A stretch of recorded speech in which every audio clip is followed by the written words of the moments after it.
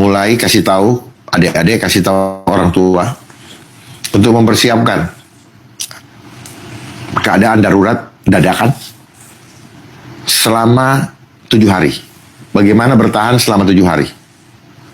Mulai dari ketika listrik mati, ATM nggak bisa jalan, listrik mati, AC mati, kulkas juga mati, berarti bahan makanan busuk, malam tidak ada lampu, air bersih tidak ada. Pagi ini listrik masih menyala, lampu rumah masih hidup, sinyal masih ada. Namun di balik aktivitas yang tampak normal, ada satu kegelisahan yang perlahan menyebar di masyarakat. Rumor tentang kemungkinan blackout nasional terus beredar, bukan dari satu sumber tapi dari banyak potongan informasi yang tidak pernah benar-benar utuh. Dan sampai saat ini belum ada pernyataan resmi yang secara khusus menjawab kegelisahan tersebut dari pemerintah. Yang menarik bukan hanya isu listriknya, tapi bagaimana masyarakat berubah sikap bahkan sebelum apapun benar-benar terjadi. Karena dalam situasi seperti ini yang paling terasa bukan gelapnya listrik, melainkan terang yang dipenuhi rasa curiga. Rumor tidak datang sekaligus, ia muncul perlahan dari satu pesan singkat, dari satu unggahan tanpa nama, dari satu kalimat katanya akan ada pemadaman besar. Tidak ada tanggal pasti, tidak ada wilayah jelas, namun cukup untuk membuat orang mulai bertanya-tanya. Dan ketika pertanyaan itu tidak segera dijawab, ia tumbuh sendiri. Tanpa disadari, masyarakat mulai menyesuaikan diri. Power bank diisi penuh, air disimpan lebih banyak, bahan makanan dibeli dari dan biasanya. Tidak panik tapi bersiap dalam diam. Ini bukan kepanikan massal, melainkan kewaspadaan kolektif. Dalam kondisi normal, klarifikasi resmi akan menghentikan spekulasi. Namun saat klarifikasi belum muncul secara jelas, ruang kosong itu diisi oleh dugaan teknis, narasi konspiratif, tafsir pribadi. Bukan karena masyarakat ingin percaya hal buruk, tetapi karena tidak ingin terkejut jika hal buruk terjadi.